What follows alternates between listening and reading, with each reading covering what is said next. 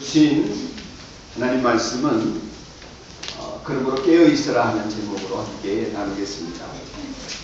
여러분, 예수님을 믿는 우리에게 예수님을 믿는다 하는 내용을 가만히 살펴보면 크게 세 가지의 큰 신앙이 있습니다. 첫 번째는 뭐냐면은 예수님께서 하나님으로서 이 세상을 지으셨다는 창조 신앙입니다. 그렇기 때문에 하나님이 우리를 지으셨다는 것을 믿는 믿음이 대단히 중요합니다. 창조를 믿습니까? 이것이 그리스도인 되는 굉장히 중요한 질문입니다.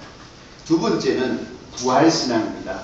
모든 사람이 다 죽는다고 하지만 죽음으로 끝나지 않고 우리는 예수님의 은혜로 부활한다.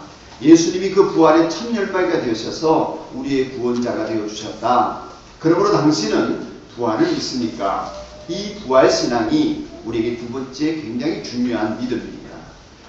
예수님을 믿는다 하는데 하나님이 세상을 지으셨다는 창조를 안 믿고 하나님이 예수 그리스도를 구원하여서 우리를 죄를 위해 죽이셨지만은 부활하게 하셔서 우리도 부활하게 하셨다 하는 부활신앙을 믿지 않는다면 우리 그리스도인이 될 수가 없는 것입니다. 그래서 세 번째 중요한 신앙이 뭐냐면은 재림신앙입니다. 오늘 그에 관한 말씀을 드리려고 합니다. 재림이라고 하는 것은 예수님이 다시 오신다는 것입니다. 사도행전 1장 11절 말씀을 보면 너희를 떠나서 하늘로 올라가신 이 예수는 하늘로 올라가시는 것을 너희가 본 그대로 오실 것이다. 예수님이 승천하실 때에 주변에 있던 천사가 제자들과 그것을 목격하는 사람들에게 일러준 말씀입니다. 그러므로 예수님은 부활하셨을 뿐만 아니라 하늘나라에 계시다가 때가 되면 다시 오신다는 것입니다. 그래서 재림신앙이 예수님을 믿는 우리에게는 너무나 중요한 신앙입니다. 지난 한 주간 동안의 성경을 바이블타임을 읽으시는 분들은 이 마태복음 24장을 읽었을 것입니다. 마태복음 24장은 소계시록 이렇게 별명이 붙여져 있습니다. 복음서 안에 있는 계시록이다 하는 별명이 있는 성경을 우리가 읽었습니다. 오늘 본문으로 택한 36절부터 44절은 그 가운데 하나인데요. 예수님께서 재림의 징조, 다시 오실 때 어떤 상황이 벌어질 것인가, 그때 우리는 어떤 태도를 취해야 되나, 우리 어떤 믿음을 가져야 되나 이런 말씀을 하시는 가운데 있는데, 그렇다면 언제 이런 일이 있습니까? 이것이 이제 당시에 재림에 관련된 예언을 듣는 제자들도 그렇고 오늘 예수님의 재림을 믿는 우리도 그렇습니다. 여러분, 오늘 재림신앙에 관한 얘기를 들을 때에 여러분이 다시 오실 예수님에 대한 기대가 넘치게 되기를 축복합니다. 그러나 대부분은 이 재림에 대해서 우리는 잊어버리고 삽니다. 왜냐하면 2000년 동안 안 오셨거든요. 금방 다시 오실 것처럼 가셨던 예수님이 아직까지 안 오셨으니까 앞으로도 오실 가능성이 있다 없다? 별로 없어 보이는 것입니다. 그래서 예수님을 안 기다리면서 삽니다. 여기에 대한 깨달음이 오늘 있었으면 좋겠습니다.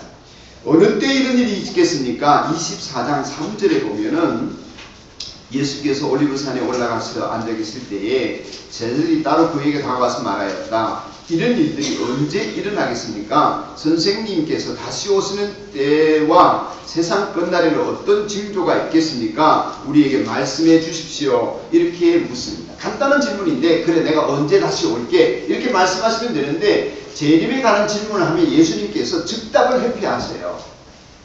제일 확신하는 것은 내가 언제 온다 이러면 되고, 또 제일 분명한 것은 이미 예수님 오셔버렸으면 우리 별 문제가 없겠습니다. 근데 언제 오신다는 얘기도 안 하시고 또 아직 오시지도 않으셨습니다. 예수님의 재림이 곧 일어나려면, 그래서 지금 예수님이 다시 오신다는 분위기가 가득 차면 우리가 언제 오시냐에 대해서 입씨름할 필요가 없습니다. 신앙생활 좀 하신 분들은 아시겠지만 우리가 20세기 말에 1997년도에 예수님이 온다, 99년도에 예수님이 온다, 2000 몇 년도에 예수님이 온다 이러면서 굉장히 종말의 신앙 때문에 시끄러웠습니다. 밤이 선교회를 비롯해서. 그냥 오신다는 약속이 분명하게 성경에 기록되어져 있으면은 기다려보면 되겠습니다. 그런데 뜻밖에도 예수님이 언제 오신다는 대답을 안 하셨어요. 오늘 36절 본문의 말씀을 보면 이랬습니다. 그러나 그날과 그 시간은 아무도 모른다.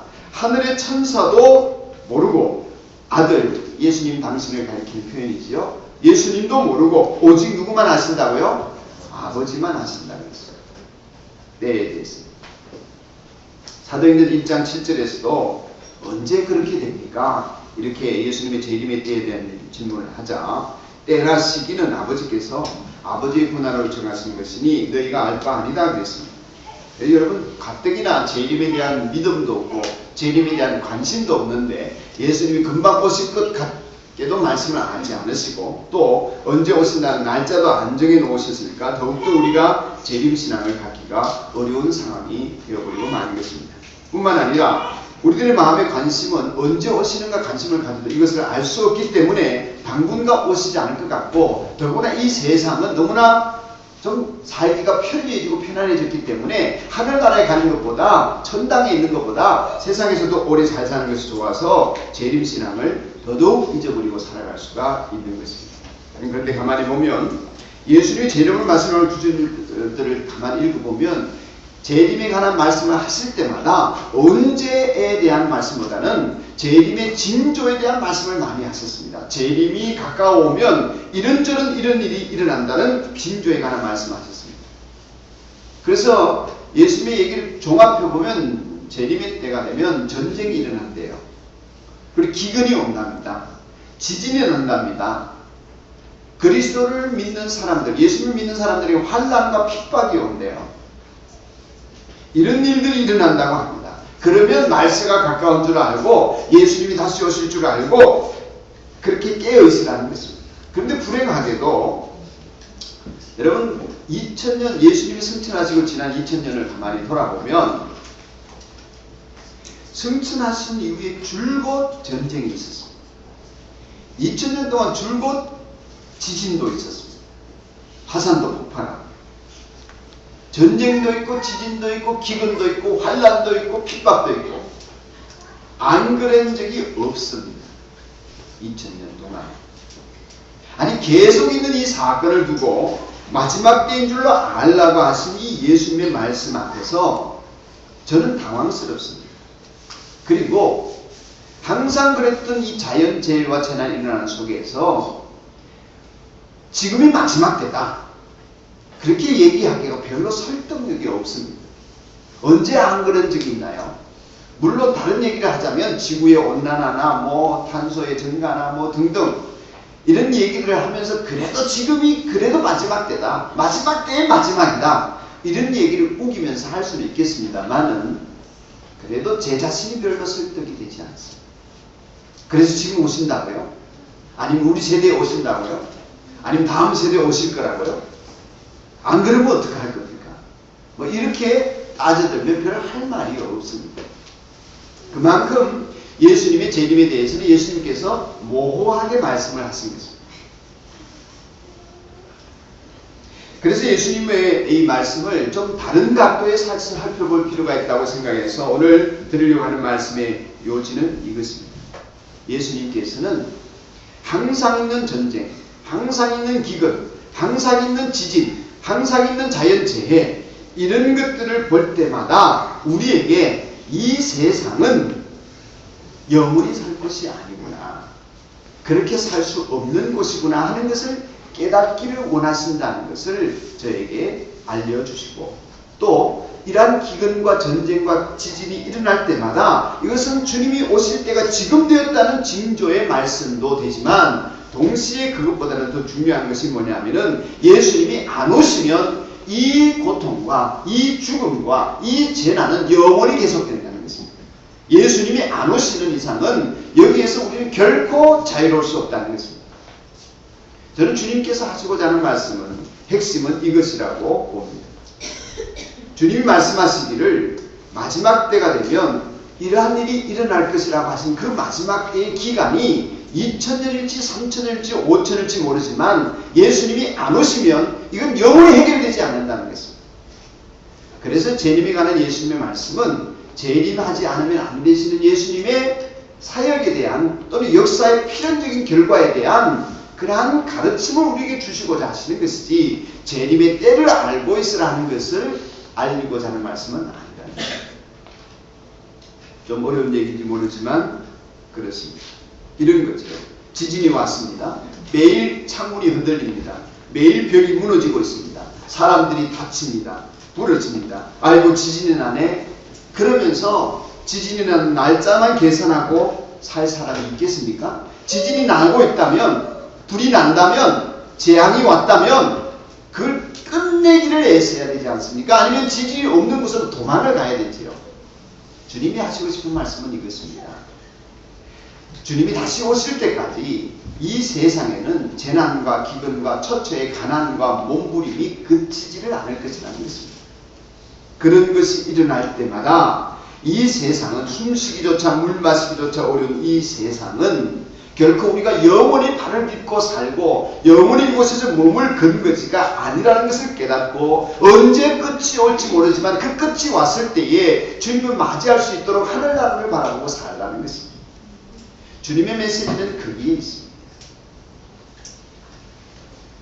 이것이 재림의 징조들을 말씀하시는 주님의 뜻인 것이지요. 그래서 우리는 세상이 돌아가는 모습을 보면서 이 세상은 우리가 영원히 여기에 목표를 두고 살 것이 아니구나. 이거 분명히 깨닫기를 원하신다는 것입니다. 우리는 그렇게 살지 않습니다. 여기서 영원히 살 것처럼 여기다가 투자 엄청나게 합니다. 몸에다가 투자 엄청나게 합니다. 자식에게 우리의 삶의 미래에 엄청난 투자를 합니다. 그러면서 하늘나라에 투자를 하지 않습니다. 그러니까 우리는 재림을 지금 맞이할 수도 없고 미래에도 맞이할 수가 없습니다. 그날이 오면 우리는 이 세상에 있는 것들로 인해서 아무것도 하늘나라에 가져갈 수 없는 상태에서 버림을 받을 수가 있는 사람들이가 쉬운 것입니다. 주님이 이 말씀 우리에게 주신 것은 주님께서 오셔서 이루어 놓으신 하나님 나라에 들어가 살게 되기를 우리가 간절히 원하고 그 나라에서 살아가는 백성들 되기를 소망하면서 지진을 볼 때, 핍박을 볼 때, 환난을 볼 때에 예수님의 재림이 언제 오시나 빨리 오셔야 되는데, 그래야 이 고통이 끝나는데, 그래야 이 시련이 끝나는데, 그래야 우리가 진정으로 평안을 얻을 수 있는데 그런 바람으로 살라는 것입니다. 죽게는 하루가 천년 같고 천년이 하루 같습니다. 2000년 동안에 안 오셨으니까 안 오겠지가 아니라 이 세상 모든 기근과 창사와 전쟁과 환난과 핍박과 자연재해에서 벗어날 수 있는 것은 예수님의 재림과 우리에게 임할 영원한 하나님 나라를 통하여서 구원 얻는 길 외에는 없다는 것을 믿음으로 바라보고 가기를 원하십니다. 오늘의 말씀의 첫 번째 메시지의 핵심은 뭐냐면은 우리가 이 산돌교회가 이 세상에 존재한다면 그것은 세상에서의 잘 먹고 잘 살기 위함이 아니라 주님의 재림과 함께 하늘나라에 들어갈 공동체라는 것을 우리가 날마다 지진과 기근과 환난과 핍박과 가난과 질병을 보면서 하늘나라를 바라보는 사람들이 되기를 원하십니다. 주님 이 뜻을 우리에게 가르쳐주시길 원하시니 여러분 마음속에 이 믿음이 또 이 확신이 이 기대가 있기를 축복합니다. 같이 읽고 시작. 한돌교회의 하나님은 하늘 공동체. 아멘. 우리는 이 세상에 발을 딛고 있지만 이 세상에서 잘 먹고 잘 사는 것으로 끝날 백성이 아니라 이 세상의 전쟁과 기근과 온갖 폭력과 범죄들과 어려움들을 보면서 그래서 예수님은 다시 오셔야 되고 그래서 우리는 구원을 받아야 되고 그래서 우리는 하늘나라에 들어가야 된다. 그런 백성이다. 여러분 잊지 마시기를 축복합니다. 두 번째 드린 말씀은 42절입니다. 같이 한번 읽겠습니다. 시작. 그러므로 깨어있어라. 너희는 너희 주님께서 전날에 오실 때를 알지 못하기 때문이다. 아멘. 멀리 갔던 주인이 돌아오거나 밤중에 도둑이 들어오거나 이런 예측 불가능한 일들이 일어났을 때에 여러분 우리가 후회할 때가 많습니다. 대비할 걸, 준비할 걸, 방범창 달 걸, 뭐 있죠? 뭐 이런 KT텔레카베라도 가입할 걸, 보험에라도 들어놓을 걸, 화재보험을 하고. 여러분 껄껄하다가 우리는 망하기가 십상인 사람들이지요. 그래서 우스갯소리를 그러지 않습니까? 천국 가면 껄껄하는 사람 많다고, 지옥 가면 더 많을 거야. 잘 믿을 걸, 좀 더 잘할 걸. 예수님께서 승천하셨다가 다시 오실 재림의 때까지 지금 우리의 시기, 예수님이 하늘로 올라가신 다음에 다시 오실 때까지의 시기를 인터림이라고 합니다. 영어로 인터림이라는 단어는 중간, 임시 이런 뜻입니다. 포즈, 잠깐 포즈 버튼을 눌러놓은 거예요. 지금 예수님의 승천과 재림 이 시기는 인터림, 중간 시기입니다. 이 시기가 얼마나 될지는 아무도 몰라요. 그러나 이 재림까지의 기간, 다시 오실 때까지 기간은 우리가 성경을 읽어보면 이 기회는 회개의 기간이요, 선교하는 기간이요, 또 우리가 하늘나라에 상급을 쌓는 기간이요, 복음을 전하는 기간이다, 이렇게 말할 수가 있습니다. 반드시 오실 수밖에 없는 주님이 있습니다. 천지를 지으신 그 주님이 우리를 다른 차원의 하늘나라를 데려가기 위해서는 반드시 세상이 끝이 와야 합니다. 그러나 그 시기를 알지 못합니다. 분명하지 않습니다. 그렇기 때문에 어떻게 해야 된다고요? 깨어 있어야 한다. 주님 말씀에서. 오늘 주님의 말씀의 요지, 주제는 여기에 모아지고 있습니다. 우리가 하늘나라의 공동체로 산다면 여기에서 졸든지 자버리면 안 됩니다. 잊어버리고 있으면 안 되겠습니다. 깨어 있어야 합니다. 영적으로 깨어 있고, 선교적으로 깨어 있고, 복음적으로 깨어 있고, 전도하는 일에 깨어 있고, 이런 깨어 있음이 필요할 뿐만 아니라, 그래서 도덕적, 윤리적으로도 깨어 있습니다. 성결하게 살아야 합니다. 세상 돌아가는 모습 보면서 이 세상이 음란하고 쾌락적이고 돈 잘 쓰고 화려하고 그렇다고 우리가 그저 그것을 따라가는데 급급하고 그것을 따라가기 위해서 더 많은 돈, 더 많은 시간, 더 많은 체력, 더 많은 물질을 요구하는 그런 사람들이 아니라 그건 깨어있는 것이 아니라 죽은 것입니다. 깨어있지 못하면 우리는 그런 혼돈과 무엇 속에서 세상을 쫓아 살게 됩니다. 외모 중심, 물질 중심, 학벌 중심, 그렇게 살게 됩니다. 그렇게 살지 말라는 것입니다. 사람들은 그렇게 장가하고 시집가고 먹고 마시고 취하고 놀더라도 48절 이하에 그런 내용이 있습니다. 너희는 그렇게 살지 말라는 것입니다. 깨어있으라는 것입니다.